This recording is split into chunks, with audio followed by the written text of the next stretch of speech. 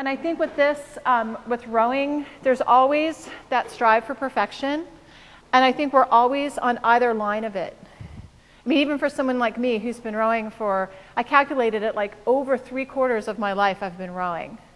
I started when I was, fairly young, and now I'm fairly old. So that's just the way it works out. And so I've been doing this for a long time, and I still feel like part of what makes it cool to me is that there's perfection, and we're always just on either side of it.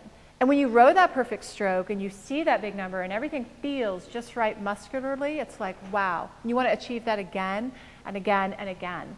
The thing about rowing that I think is pretty cool is that there is a lot of room for variety. I like when Glassman talks about the elliptical machine, like you're strapping on that exoskeleton, because your movement is defined for you.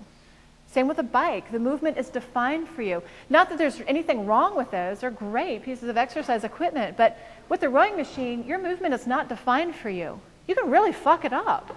I mean, lack of a better word. I mean, there's a lot of room for variety. You can crank too hard with your back too early. You can not do this, not do that. There's so many options that you can throw into the rowing stroke. And again, when you're talking about excellence and execution, those little things make a huge difference. I started rowing actually my freshman year of high school, and I rowed all through high school. I rowed through my college years with the boat club in the Washington, D.C. metro area.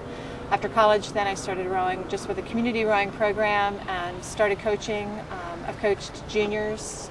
I've coached junior national women's development teams. I coached George Washington University's women's program, their Novice Women Division I program, and I became a master trainer with Concept 2 and have been conducting workshops like this for about 10 years. It'll be 10 years this year. The beauty of that, though, is this never gets easy.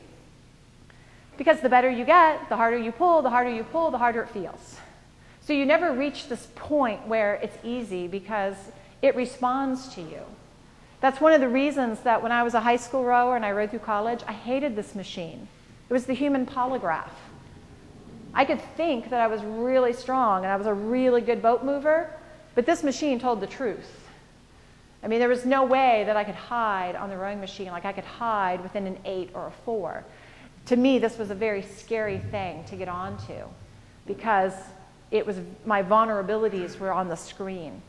And I think that's now in my line of work and my involvement with CrossFit, that's what I like so much about it, is it's never going to give me that gift of easy. It's going to be hard all the time, and it ups the ante for me. The better I get, the harder it becomes, and the harder it becomes, the better I get.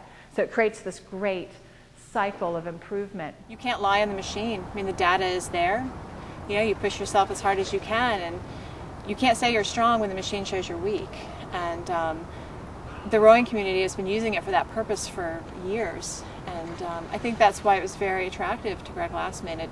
It's incredibly hard. I mean, you get on it and it just busts your butt the first time you try it. I mean, you're just spent on the rowing machine, and I think that's why CrossFitters like it. You can get on it, you can row really hard, really short duration, and get max intensity out of it.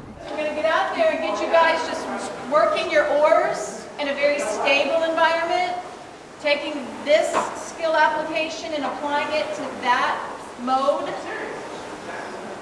And hopefully before lunch, we'll then get everybody, and if you look over on the beach there, it looks like tons of little porpoises. Those are all your boats for the day.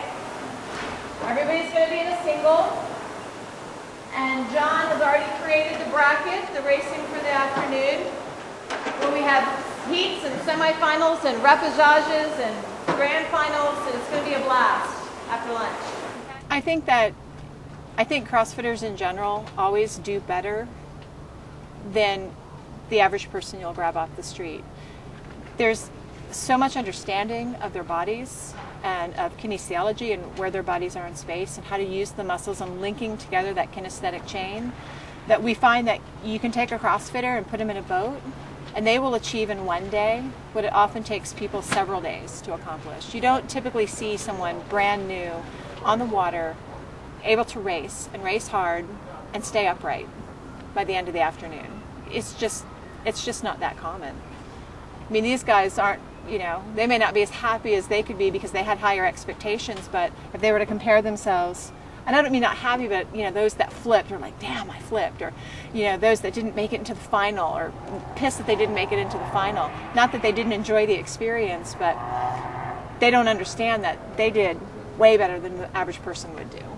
Even the average rower. A lot of rowers just don't have that body awareness that CrossFitters have. I think getting out on the water today and taking yesterday's skill set and putting it to a different medium, it's still rowing, but you don't have the stability of the rowing machine. You're going to, get out here on the water and see if you can push that hard in a very unstable boat. I think it was a great mix for CrossFit. Do we expect CrossFitters to go out and row on the water? No. Do we expect them to teach people how to row on the water? No.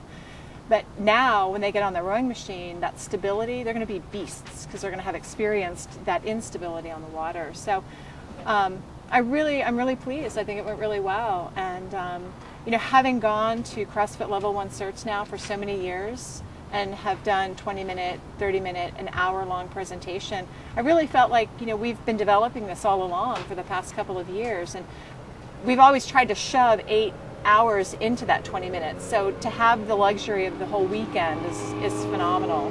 We can take these concepts and actually elaborate on them so they make more sense, and so that the attendees can then go off and regurgitate that without just feeling that they're regurgitating it. They understand it, they've used it, they experience it.